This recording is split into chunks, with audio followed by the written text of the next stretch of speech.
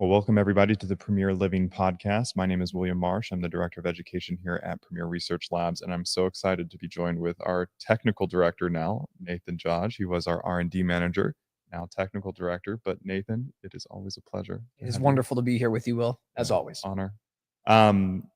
We are wanting to really go into the topic of why supplements are a requirement in this day and age. I think it's something really important. We are a dietary supplement manufacturer. We're not just trying to do this topic because we are a manufacturer of dietary supplements. It's really because people need to understand the quality of food that they're eating and how, with agricultural policies and really where the state of the world is today. And, we talk about lifestyle strategies or life facets of lifestyle that impact consumers.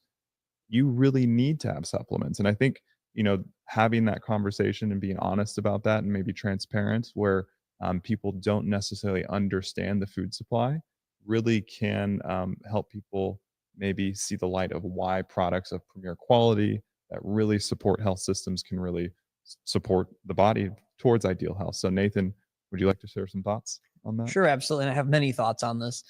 The question is really, where do we start?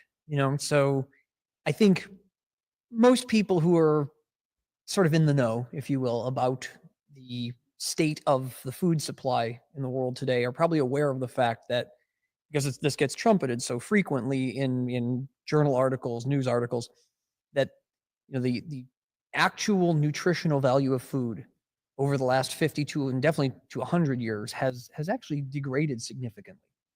And there's a lot of facets to this, a lot of reasons for this. You look at really it's the problem again is really it's the human choices that get us there.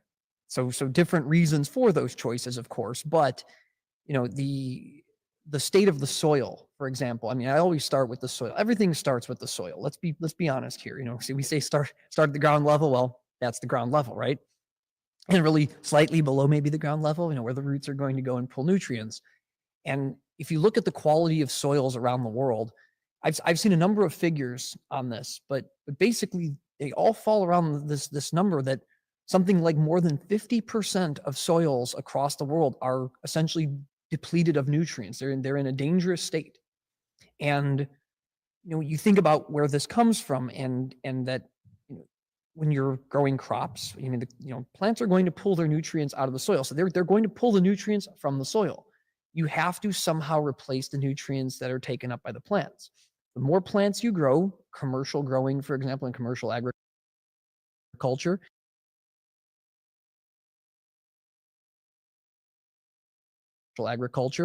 the more nutrients those plants are going to pull out of the soil, so the less nutrients will be available. Well, of course, in the last 100 years or so, we've gone to chemical fertilization.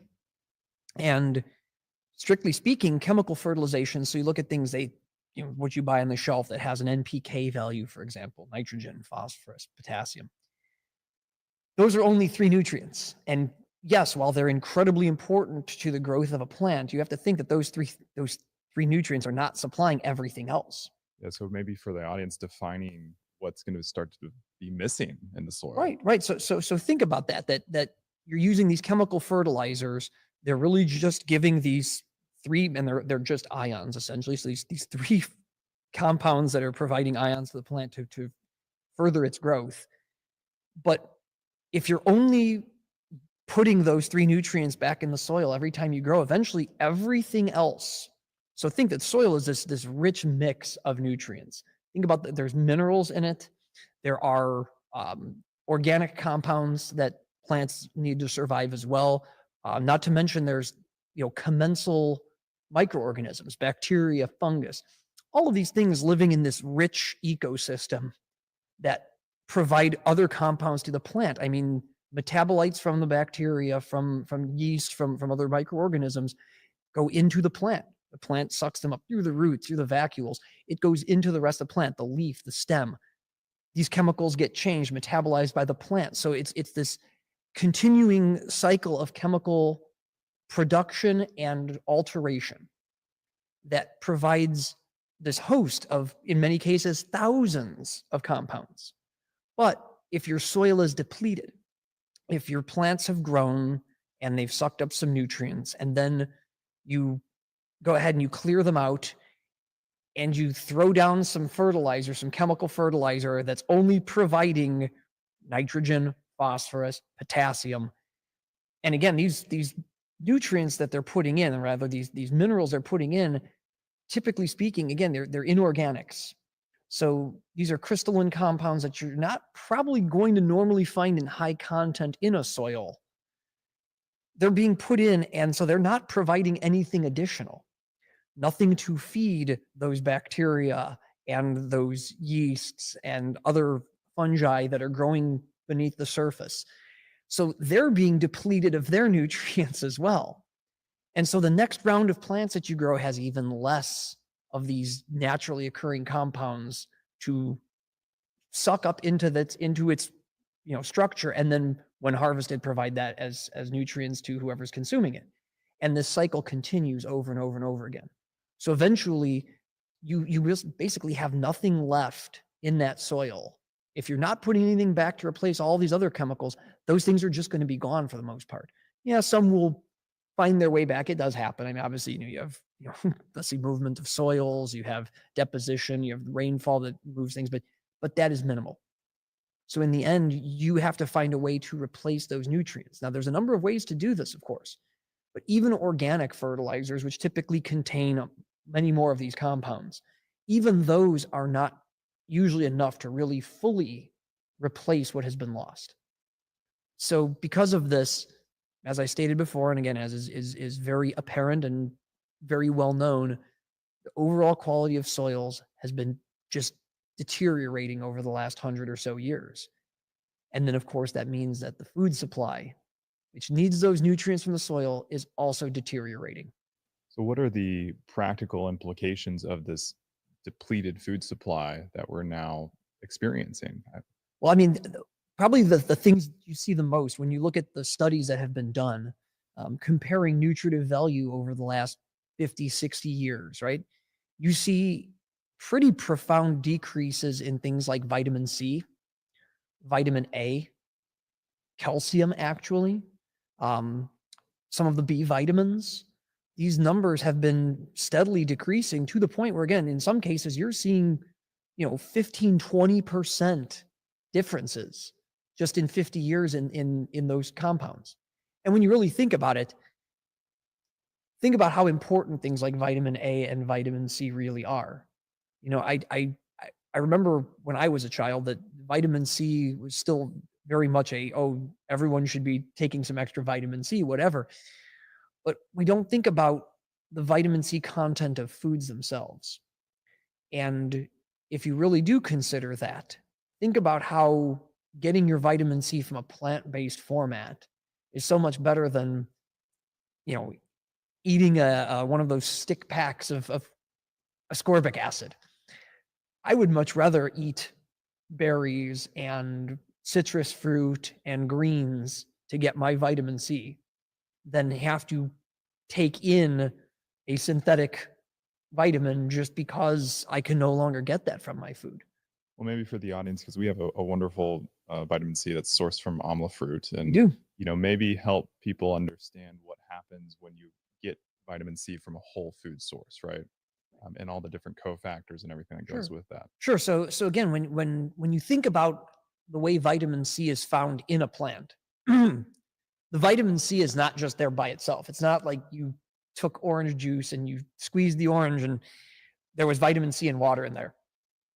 Obviously not. There's a lot of other phytonutrients that occur in the plant matrix that are brought along with that vitamin C. And a lot of these cofactors, when you think about it, it's things like flavonols, flavonoids, those are actually incredibly beneficial by themselves. But in conjunction with the vitamin C, there is really this additive effect.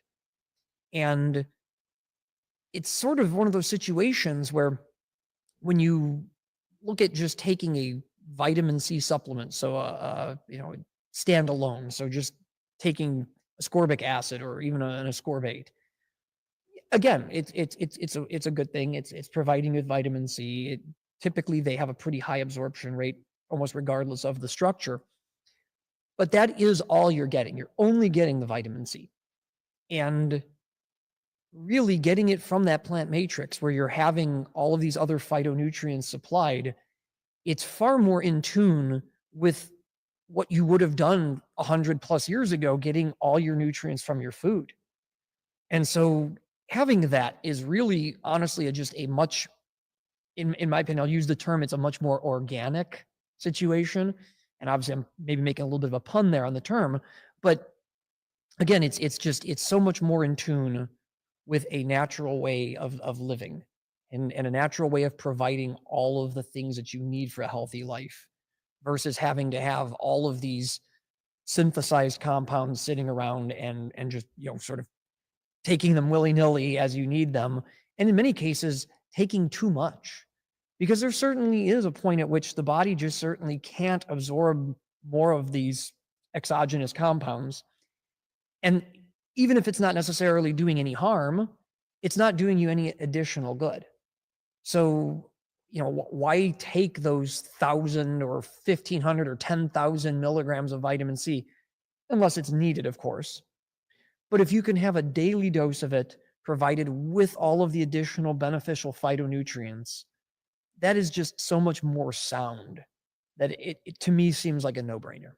So I want to, in a second, we'll actually go into the like what actually can kind of manifest because you're not getting all those cofactors and beneficial, phytonutrients that goes along with those main micronutrients. But I want to talk about, a lot of people point to the fact that 50, 100 years ago, I'm going to be a devil's advocate here, that, the nutrients in the food supply was much more robust. And we cited why that's the case, right? And we know through industrial farming techniques and crop rotations and or lack of crop rotations, right? That's depleting the soil.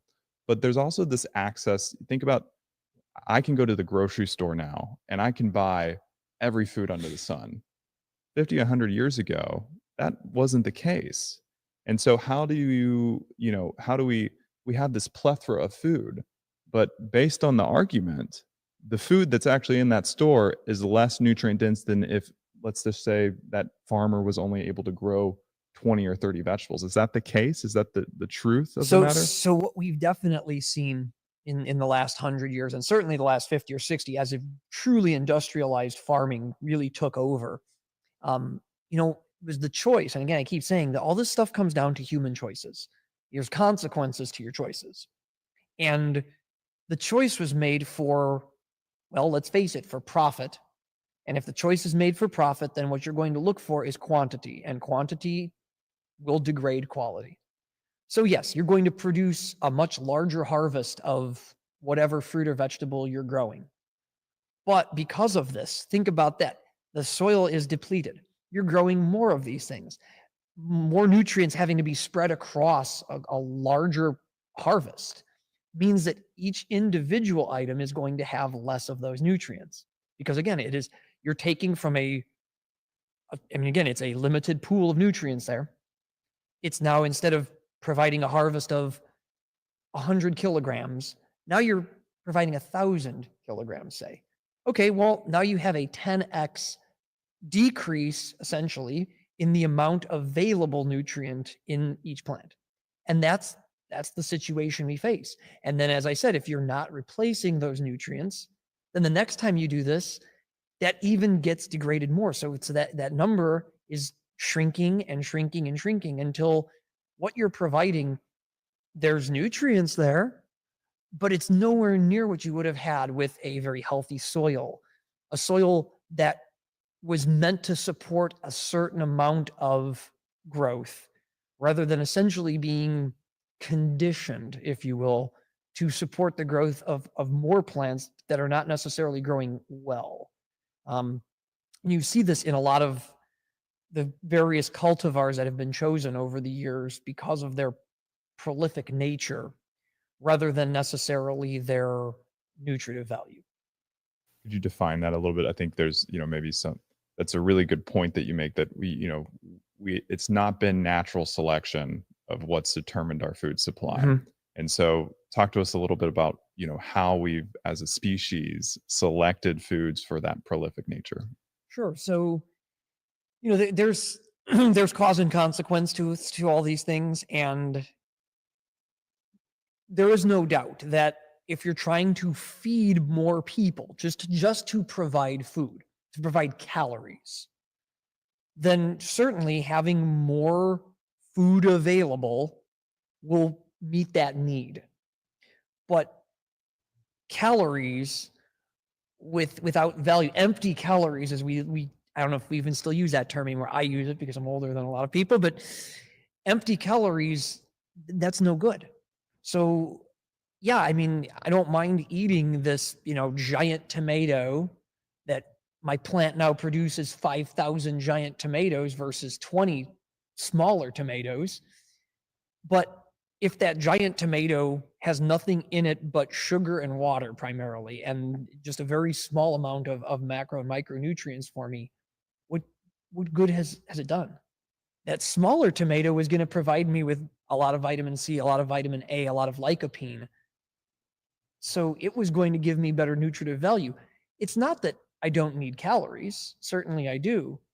But there has to be that balance. You have to make sure you're getting the calories required to meet your energetic needs, but you also have to be getting the micro and macronutrients that provide the body with all of the other things that it needs, because you just don't need energy. You need to have cellular repair. You need to have the ability to produce enough of your own inherent proteins and enzymes, and they require coenzymes, and all of these things get provided with the richer diet that's high in nutritive value. Otherwise, I mean, we would all just move to a synthetic diet where we just have a generic amino acid, we have generic synthetic vitamins, and it becomes this very dystopian future, in my opinion, and it's kind of scary. I would prefer to have healthy, delicious food over being forced essentially to say, no, everything I'm going to get is going to be provided by some sort of powder that they're going to mix into a drink for me, and I'm going to drink this daily, and it just keeps my body functioning rather than functioning optimally. Yeah, it's really that. It's really what makes the difference between that just baseline. I'm moving through life and I'm okay versus thriving and having that radiant health Correct. potential. Um, what having this like food depleted experience. What does that maybe feel like? Because I think there may be some listeners, and I know a lot of our practitioners are aware of this, right? But somebody listening to this may have never even conceptualized, the importance of why looking at even beyond organic, which we'll talk a lot about why organic's enough, but what kind of manifests physiologically when you're not getting those cofactors and you're not getting all those beneficial additional nutrients that aren't just the micro minerals and the micronutrients and the macronutrients as well. So I think one of the best ways to do this, and I don't necessarily advocate this for everybody to do, but it is an interesting experiment if you haven't ever done this. So I've done this myself, and I find it really interesting. But if you do a fast, so a short one, 24 to 48 hours fast, and then when you start reintroducing the nutrients, doing it in a very molecular way. So starting with things like, I'm going to take an amino acid powder and I'm going to have that with a synthetic multivitamin. Try doing this and see how you feel. A good 24-hour fast is actually a wonderful feeling. Push it to the 48 hours, you get into that state where you really need to have some sort of nutrients put back in you. And it's almost like the feeling of getting an IV drip of saline when you're sick. You put these things in and it kind of brings you back, if you will, but you don't feel energetic. You don't feel, really the best way I can describe it is you just don't feel complete. You can function, but all you're able to do is function. You're able to get through what you need to get through. Try instead then doing the same fast, but after that, try introducing something like a broth instead of taking just amino acids and a multivitamin. Get a good broth, if possible, a bone broth, so that you're getting a good high quality protein with lots of vegetables in it, and then have that instead and compare the two feelings. It actually is profound. And so eating a depleted diet is very much like that. Yes, you can get through your day eating mass-produced food. It provides you the calories you need. But feeling optimal, being able to go out and perform at a high level, I can tell you right now, I can't do that. I could not eat just a, what I'll call the commercial diet and then be able to function optimally. As an athlete, I can't do that. I mean, sure, you look at what they push, dietarily speaking, and I can't go out and eat a cheeseburger and fries and then go compete in mixed martial arts. I can tell you right now that won't happen. But I can definitely eat some fresh vegetables. I can eat a good, clean serving of protein, and then I can go compete and I can feel perfectly fine. Well, I would argue the mass-produced burger and fries probably isn't the one that would actually provide a level of support. But if you are getting truly nutrient dense, you were doing a blend of meat, And that's just it. But right? think about that. What's available quickly is typically something that is mass produced. Even going to the grocery store. Now, thankfully, in the last few years, there have been a lot more grocery stores trying to obtain as much as possible some, I'll call it sometimes boutique nonetheless, but these smaller farmed, higher nutrient value foods. So I'm glad that there are places that do that. Don't get me wrong. I think it's wonderful. But most people in the world don't have access to that. And certainly even in the United States, those kind of markets are not in every neighborhood, not even close. And so what you're left with is the mass-produced options, if there's even a good grocery store near you, or you're basically subjected to fast food, pre-prepared, indefinite shelf life preserved things. And you know that those are not going to provide the nutritive value you need. They will not.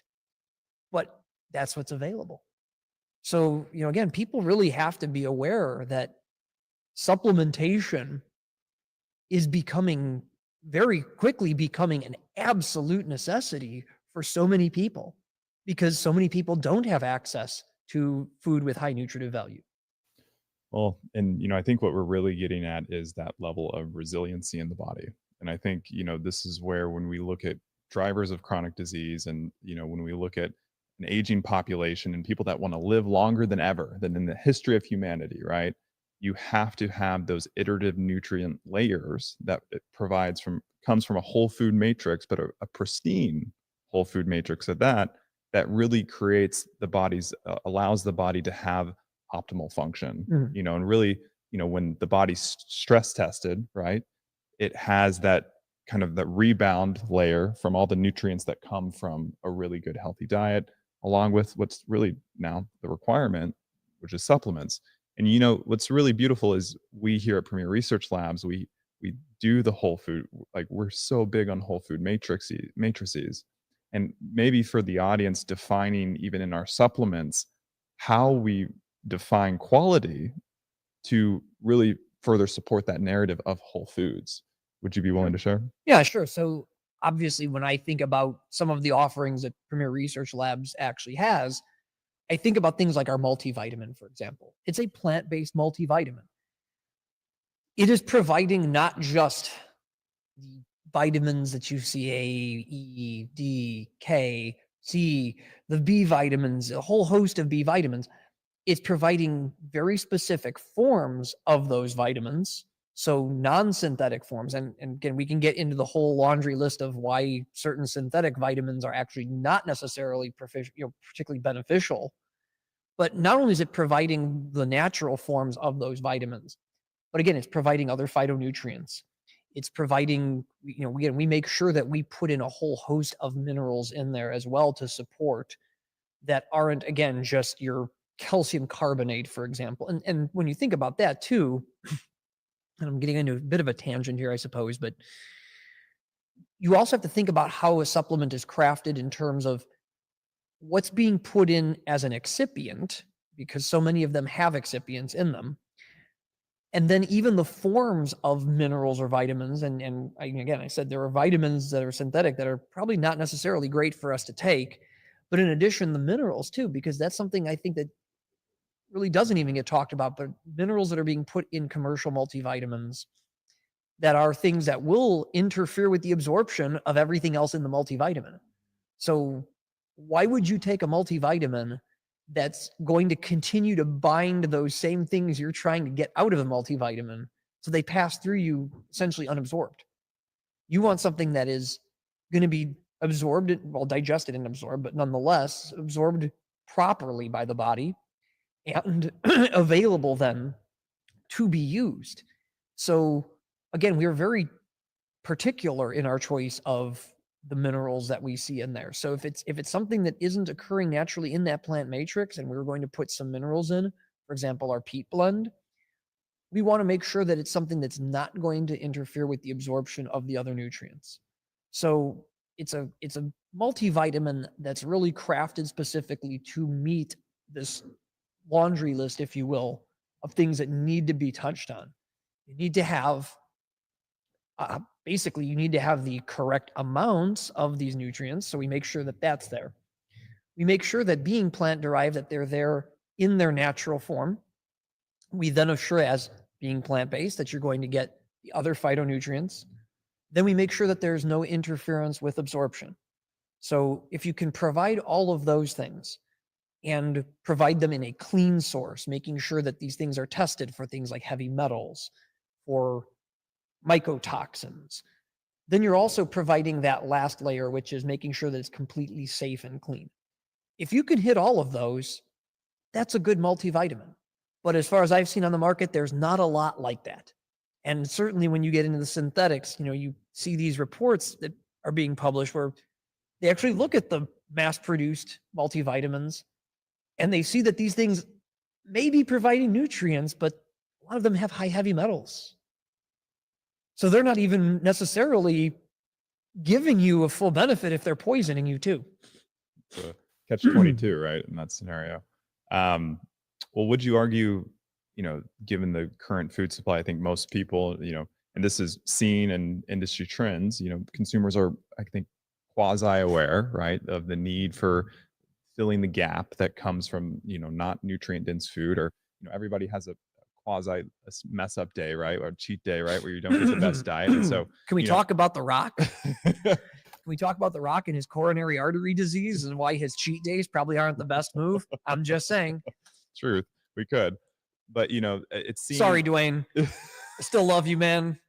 If you are watching this, I got your back.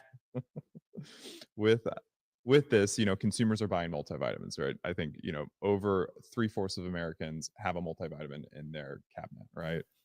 Hopefully it's not, some of those multivitamins we won't name that, synthetics, heavy metal, toxin compromised. But is a multivitamin enough to address this deficiency that we're experiencing in the food supply? Well, obviously, the multivitamin is not going to be enough. It's providing things that you need. It's providing those vital requirements, vital amines, which was really where vitamins comes from. It's providing you with those, providing you with some phytonutrients, but it's not replacing diet. It's a supplement. It's providing nutrients you need that you're not getting from your diet, but it does not entirely replace everything else either. The challenges of the world today, in addition to the depleted soil, the no longer as nutritive foods, there's a whole host of other things we're bombarded with daily. We are exposed to toxins that 100 years ago did not exist, literally did not exist. And this is in the food supply. It's everywhere, but it's in the food supply too. As a professional chemist, this is one of those things where it's sometimes hard for me to really get to that balance, which is the benefit of the synthetic chemicals that we have created over the last 100 years, which do provide benefits to mankind. But what are the drawbacks? What should we have done better? And now that we have hindsight on that, what can we do better when we develop new chemicals?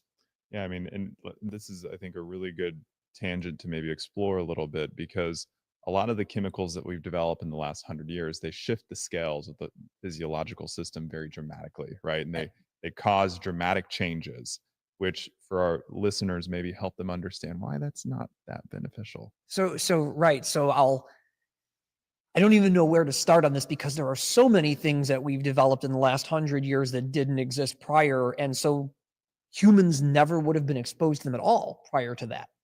And I guess some of the ones that I'm thinking of currently, and obviously there's so many that are in the headlines right now. I mean, PFAS is the one, polyfluorinated alkylated substances. These compounds, their intention and the reason they were wonders when they were created is because of their ability to resist heat, to extinguish fires, to prevent sticking of materials. You know, if not for things like PFAS, a lot of the medical devices and specifically things that are more along the lines of intravenous delivery devices could not have existed. That provided us with that ability. It also provided us with the ability to make products that otherwise couldn't have been made. And I mean, they're amazing chemicals.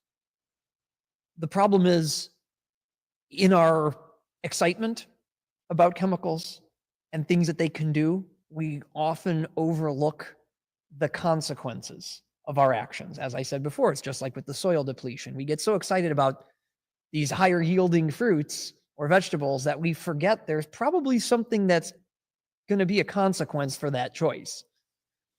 Well, the problem with things like PFAS is once they actually get absorbed into the human body, they interact with a number of systems. They interact with the immune system. They interact with our hormones. And they can cause incredible imbalances, especially in high amounts. And some people get exposed to very high amounts of these chemicals. And basically everybody in the world at this point has probably been exposed, at least anyone in the developed world has been exposed to these chemicals. They're in our systems right now. They keep running these tests. They pull blood from people and they find PFAS in human blood. Plastics in general, another thing that we have to deal with, which, no one ever would have thought 80 years ago that the plastic they were using was breaking down into billions of tiny, tiny, tiny little pieces, microscopic pieces, microplastics, nanoplastics, tiny little fragments essentially of the molecule. I mean, chains of the molecules, but very small pieces that would end up in the human body. And they become ubiquitous in the environment because they're so small that they can get carried by just about any means possible. And they end up in water. And then that water ends up in a field full of crops. And they're so small that they get taken up by the plants. And now they're in the plant tissue. And now you eat the plant tissue. Guess what? Now you have plastics inside you. You breathe them in because they're so small they can be carried in the air. You drink water, that same water that had them in them, now it's in you. You're getting exposed to these. And microplastics, essentially, and nanoplastics are being shown to do other similar things to what PFAS do. You see a lot of interaction with hormones and hormone receptors. You see interactions with the immune system. And the list just keeps growing by the day. And so if you're being exposed to these things through the food that you're eating, in addition to everywhere else, your body is being so heavily bombarded by toxins, which is what they really are. They're toxins. And your body is being bombarded so much that, again, it's not enough from a multivitamin is not going to fix or help counteract any of that.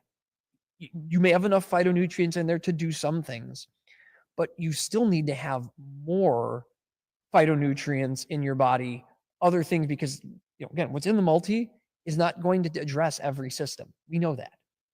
So now the question is, okay, what can someone do to try to decrease the absorption of these compounds? Because really, that's your first step, right? What's already in the system, to try to get it out can be very difficult. but can you prevent more from getting into your system, more from being absorbed by the body? And yes, you can. There's actually a number of proven ways to prevent PFAS and microplastics and things like that from actually being absorbed by the body. And one of those is something that we talk about quite a bit here at PRL, and that is bentonite clays, montmorillonite clays, clays that have adsorptive properties so that when they're ingested, they actually bind to those compounds and prevent them from being absorbed into the body. And that's really a wonderful thing because you think about it, these clays are incredibly non-toxic. They're incredibly inert in terms of what they themselves do into the body. But they're able to bind these toxins so that you don't absorb them in your intestinal lumina and they don't get into your bloodstream. So there's a number of reports that have been published on using these clays to prevent the absorption of things like microplastics, PFAS, mycotoxins, even all sorts of different toxic chemicals. And so an adjunct to the diet in today's world that would really be beneficial to most people would probably be to incorporate some of these things. And our own MediClay FX provides that type of clay. And that's a wonderful way to help to really start to decrease that amount of just assault that is occurring to the body from all of these outside agents. And of course, we have Medichlorella too, which has some additional benefits in that regard. Talking a little bit about Premier Quality, and I think I do want to get into some practical strategies in addition to not only maybe taking a multivitamin, looking at additional foundational products that really can be implemented into a regime to maybe address gaps, but I really wanted to also look at the aspect from a Premier Quality angle, how we define nutrient density for the product, for the ingredients that we actually use in our products, right? I think that's an important aspect, that most dietary supplement manufacturers, they don't actually go to a degree of defining the raw material quality that then goes into that finished product, right? Sure. So, when we think about the state of the food supply, there's no grocery store or grocery buyer that's testing the apples and saying this apple has this amount Mhm. of vitamin C or pectin or whatever beneficial nutrient derivative.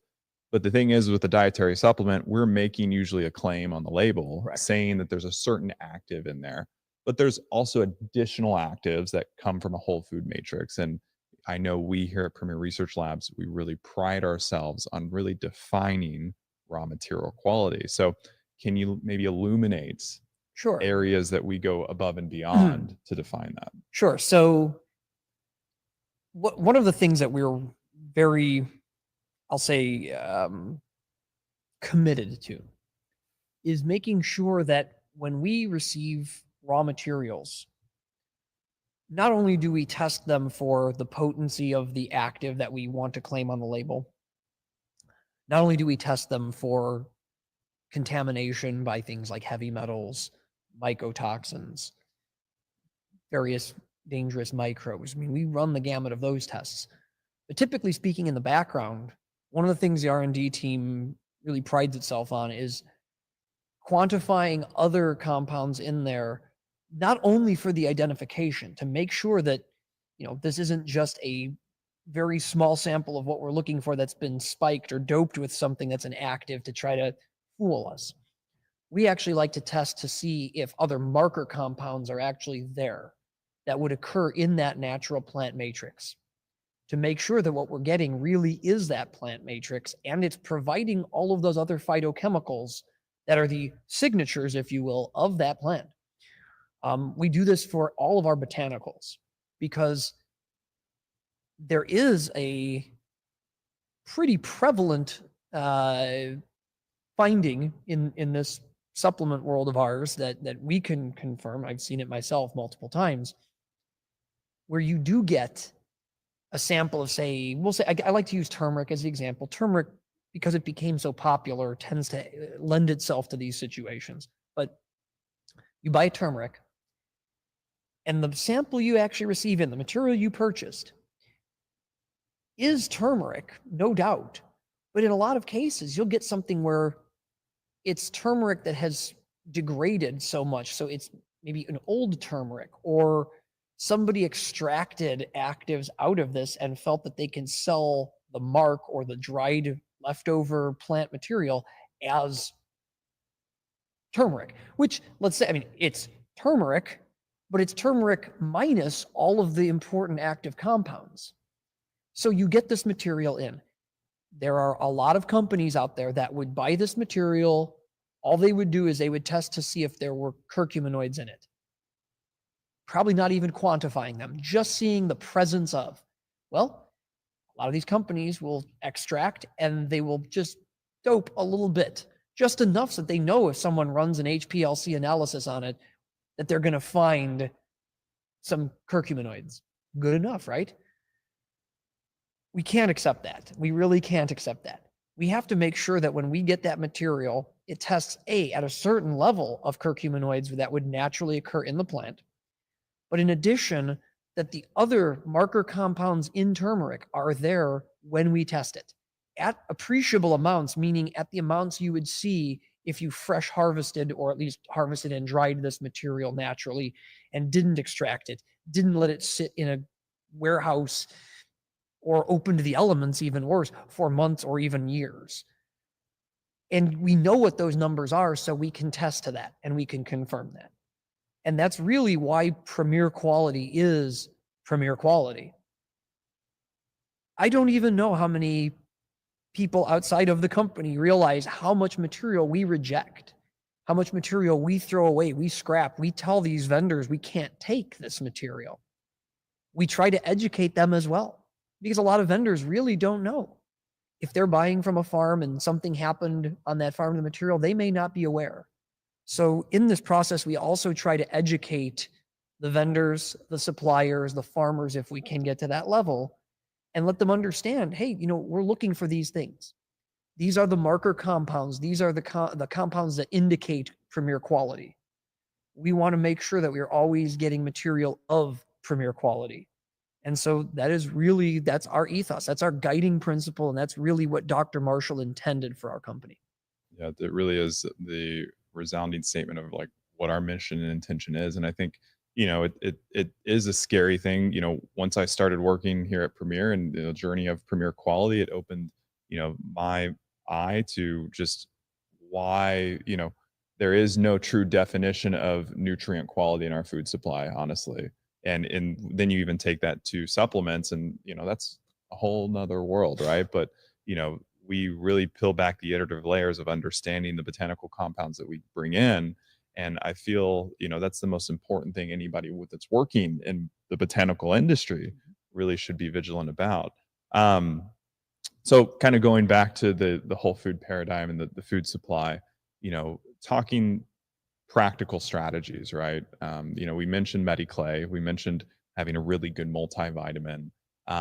Where else can, a consumer or health professionals listening in really drive results with clients that may not have access to shopping at, really, farmers markets are really good grocery stores that carry really good produce.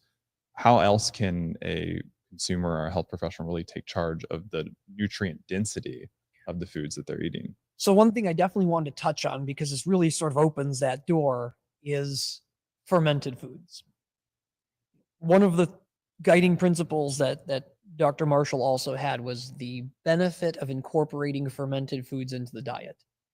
And fermented foods offer so many benefits. And it's amazing that now mainstream nutrition advocates are finally really catching on to this just in the last few years. But fermented foods have this plethora of benefits that they offer to the consumer. And that's everything from the pre-digestion and this initial breakdown of starting material. You see it particularly in plant matrices, where this breakdown by bacteria and other microorganisms, fermentation will actually allow for better access to the nutrients inside, because it's pre-digesting some of the cell wall structure that isn't necessarily providing benefit. I mean, it's providing fiber, but a lot of the cell wall structure essentially is not nutritive to a human. But by breaking down that cellular structure further, the fermentation process allows access to what's inside that structure. And that's what's important. So it provides a more readily available source of the nutrients. In addition, you get the beneficial compounds that are produced as postbiotics by those same bacteria and fungus or whatever you may have been using in your fermentation media. Here we pride ourselves on bacterial fermentation, obviously, and bacteria produce this host of interesting compounds that are beneficial as postbiotics. But if you're going to really try to maximize the effect of the food that you're getting, especially if it's something, when you look at it, okay, fermented foods, so fermentation process, but fermented foods are very shelf stable, and they're essentially it's a way of preserving foods. But it's so interesting that not only do they preserve that food, but they actually enhance in many cases the nutrient density, and they also make the nutrients more bioavailable. So again, who wouldn't want to have that combination? That's, to me, that seems like the ultimate combination, actually. I can get this host of other compounds that weren't even in the food to begin with, and now I have more nutrients in that, while providing something that still has its innate nutrients from the plant. So something like our fermented turmeric and ginger, for example, or our fermented greens, is providing the benefits not only of the turmeric and the ginger or the greens, but it's providing those postbiotics produced in the fermentation process. So again, you're getting more nutrients than you would have gotten otherwise, and it's in a convenient format as well. So again, I've always been an advocate for fermented foods.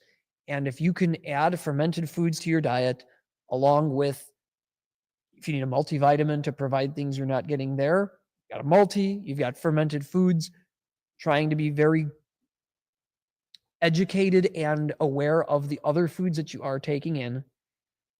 Top that off with some clay, clay, to prevent the absorption of harmful compounds that, again, we're being bombarded with daily. And you're really getting a recipe for more success in life. And that's one of those wonderful things that I think Premier Research Labs does so well, is not just providing fermented options, but also trying to educate about why the fermented option is beneficial and why you might be getting something more from that than you would be getting just from taking a turmeric or a ginger, as a supplement.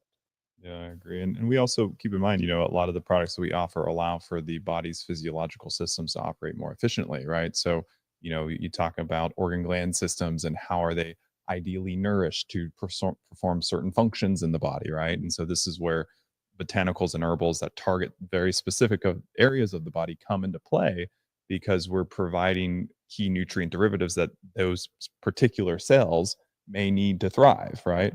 And so this is where we can really start to, really optimize how, when you're consuming foods that, obviously maybe have been washed with Mediclay, which you can open the capsules of Mediclay and do a nice food wash if you want, and take it internally. Great protection for any potential pesticides, herbicides, aflatoxins, right? Washing that off. But also we can help optimize how the body's then utilizing those nutrients, because we have additional products that can help to really support appropriate action of certain organ gland systems, right? Which I think is beautiful, right? That Yes. creates harmony, Oh, right? yes. Is there any other products that you really like to recommend or bring awareness around in the Premier Research Labs line that, really fit into the kind of this paradigm of addressing, Wow, I mean, this there's food supply? just so many. There are so many here. I'm such an advocate for taking it as close to whole food as possible anyway, that one of the things that I really enjoy about our products, and the one that we've sort of talked about a little bit in recent podcasts here, we just introduced it in a much larger container, which is great because it can be used daily. And typically people will use a larger dose, is the whey protein. It has become so difficult to find an organic whey protein. It's amazing that, for something that was seen 10 to 15, maybe 20 years ago as this, that the whey protein was essentially something you'd find really only in a health food store. You wouldn't find it on your major shelves in a big box supermarket. That now you find whey protein everywhere. And again, it looks like the same bad situation that we just talked about with crops is starting to occur with things like whey protein, even where the push has been simply for quantity over quality. So now everybody has a whey protein, and there's very few organic whey proteins. There's very few with a guaranteed analysis of the amino acids. There's probably not too many out there that aren't contaminated with something: heavy metals, mycotoxins, certainly pathogenic bacteria. I mean, the quality overall of whey protein that I have seen on the market has deteriorated significantly in the last, definitely in the last 10 years, because it's just everywhere. And so again, the push was for quantity. Whereas our whey protein, it is still organic. We know the source. We run the analysis on it. We make sure that not only is this protein clear of any kind of contamination, but we make sure that it has a guaranteed nutritional profile that is typical of a grass-fed, well-maintained cow. I mean, essentially, that's what it comes down to. How was the animal treated in optimal conditions, under optimal feeding conditions? You know what the typical breakdown would be in terms of the amino acid profile of whey. And so we want to make sure that when we get that material, it still meets that optimal profile, so that it's not something where someone is trying to, essentially under a starvation diet, force the cattle to produce whey protein. Because you can do that. There are ways to manipulate a diet. We want to make sure that this is closer to that optimal signature diet that we can trace through the chemical analysis to say, okay, we know that this has been a well-treated animal. We know that this animal's diet has been, closer to what is an optimal diet for the animal, rather than, unfortunately, what you see in some of this mass production, these cows that are put in these tiny little pens, eating a, corn-based diet, which is not normal for a ruminant.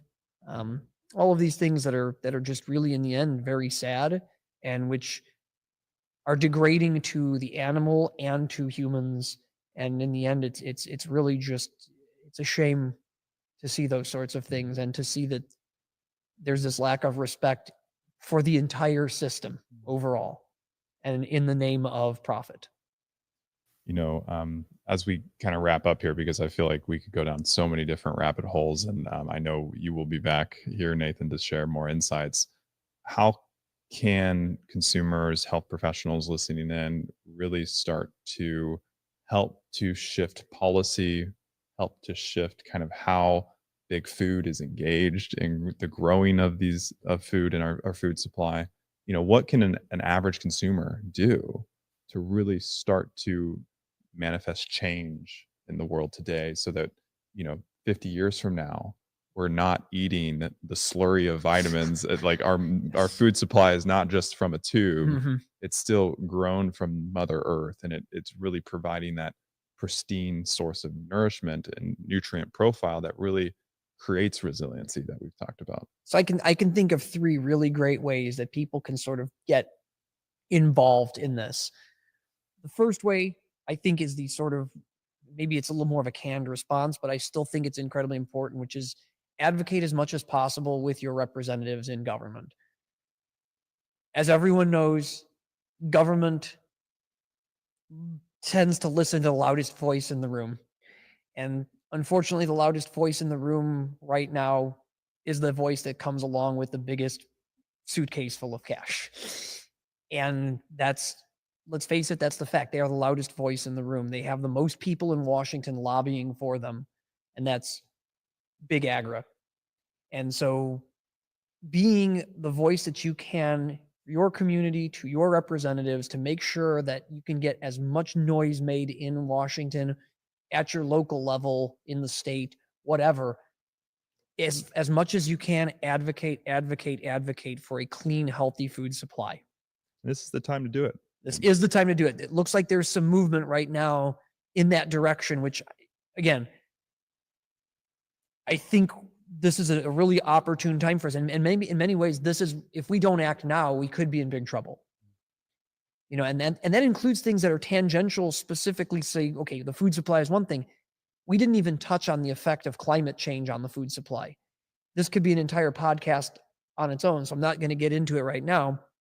But there's a very detrimental effect to increasing CO2 on the nutritive value in foods. So advocate as well for, as much as you can, advocate for control of climate change. There's a lot we can do individually, and there's a lot you can do as being a voice to try to push for that as well in legislation, because we really need to try to control this climate condition that we're facing right now as much as we can. So that was my first thing. Advocate. 2, use your purchasing power. When you are buying, buy those things from high quality producers. Buy the highest quality, highest nutritional food that you can. A lot of this requires, unfortunately, educating yourself as much as possible too. But if you can and you have that ability, and practitioners, I speak to practitioners here because you are the ones who are educated. Use your purchasing power. Inform your patients to use their purchasing power as well. The more you drive to that small producer, high quality food, as the money goes there, so people will open their eyes. So continue pushing in that direction. And not to interrupt, I think it's important to add that, a lot of times when people are looking at organic, nutrient dense, grass fed, all these different, kind of tags that kind of say, hey, this is high quality. It's important to have the conversation that the processed food actually per ounce could be more expensive than the grass fed or the organic food that you're looking to purchase. And then when we think about the long term consequences or outcomes of choosing healthy, sustainable, the ideal options versus the processed, that seem cheaper. Yes. You can kind of factor in, from a price economics perspective, it actually saves money in the long run. Oh, yes, absolutely. So again, I mean, there's so much this purchasing power that, again, that could be its own podcast. I think each of the things I'm going to touch on could be a podcast, but definitely use your purchasing power because, as they say, money talks. And then the third one is really getting back down to this very, very grassroots thing, which is try to grow food at home. Have your own garden. Have a victory garden in this case. This case, it's victory over big agra. Grow as much as you can if you can at home. Advocate for patients to grow food at home if they can. A window box garden, even if they can, to grow herbs. I mean, there are so many little things you can do with trying to grow things at home to add nutrient value to what you're eating. If you can grow a window box of herbs, picking the ones that are typically the highest in nutrient value. I mean, I'm thinking cilantro. If you're okay with cilantro, I love cilantro, but a lot of people don't. Chives are always great. Parsley, any kind of parsley. All of these herbs that you can grow in a window box that take up very little space and use nothing but a little soil and water essentially to get them going.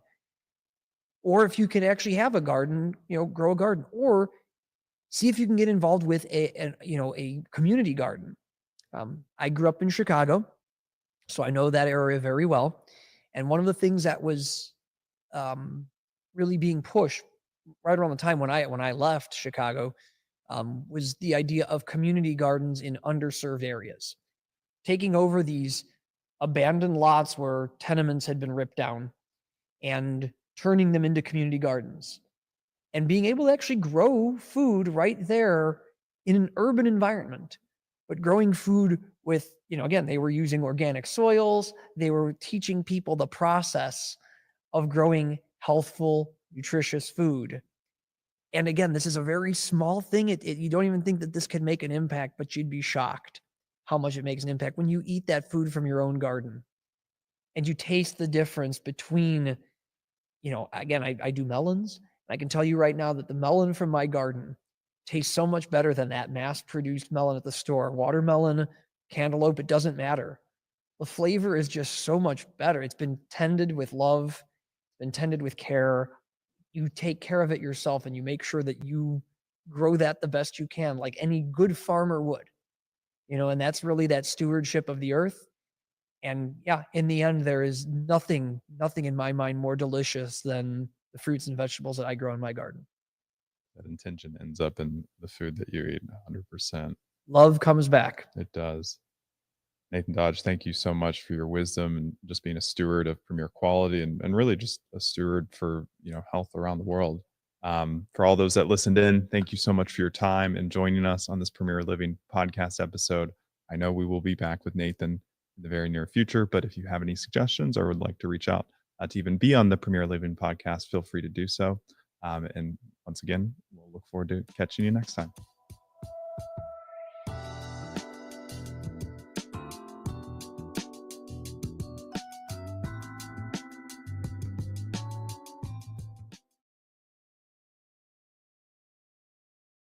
Well, hello, everybody. My name is William Marsh. I'm the Director of Education here at Premier Research Labs, and I have a distinguished guest on the Premier Living podcast today who actually just led our staff here at Premier through a wonderful breathwork session. His name is Joseph Anu. He is the founder of Runga. He really led the growth of the Spartan Race enterprise, and he's changed lives across the globe with his live events. And I personally have attended one, and now I have him in the Premier Living podcast studio. So Joseph, thank you so much for joining. Thank you so much, William. And I was just thinking back to you in the ice bath at Runga. First time actually that long. That was an accomplishment and a feat. Yeah. It was amazing. So well, I want to first and foremost give our audience a little introduction to you, Joseph, because this is your first time ever in the Premier Research Labs ecosystem. And we're so grateful for your time and just your stewardship and like your commitment to health, honestly. And so maybe for our audience members, if you'd be willing to share your background, where you come from. Thank you so much. And I've been, I'm so happy to be here. I don't live far. It's taken me a while to get here, but I'm so glad to be here. And I was so impressed, William, with the tour of the facility, how you guys do things. I've worked with supplement companies for 20 years. And the quality you guys are bringing, the attention to detail is like something I didn't even know anybody did. Would you like to share like something that stood out to the audience? Well, just first of all, the amount of testing you're doing, if I'm a supplement company and I trust my distributor, I'm not going to test every box of stuff that comes in. I'm just going to take the ashwagandha and toss it in my pill, So I think testing every single box was one thing that like, wow. Mm-hmm. The other thing is all the things you're doing in-house with the humidity chamber you showed me. Stability chambers. Stability chambers. And so exactly when the expiration, when the nutrients inside these capsules are going to start, losing their energy or losing their benefit, and doing all that in-house, not outsourcing it to someone, really having control over all that was impressive. I mean, I could go on and on, but the production here was just more than I was expecting. Well, that's an honor. And I know a lot of the audience members hopefully know a lot about what we do here at Premier, but let's go back to you. You're the star guest here. So talk to us a little bit about your journey, because, the experience that we had, and I hope to hopefully share with audience members that maybe come to a future event where you're leading a session, was deeply transformative. And you've had your own journey in health, which you kind of kicked off our session with. And I believe it would be great to share your story just to like really help people understand you. Yeah. Thank you, William. Thank you. I really appreciate it. And, what's interesting too, is I'll kind of, I'll bounce around slightly, but, professionally, my career has always been in health. And ultimately the truth of it was I was trying to fix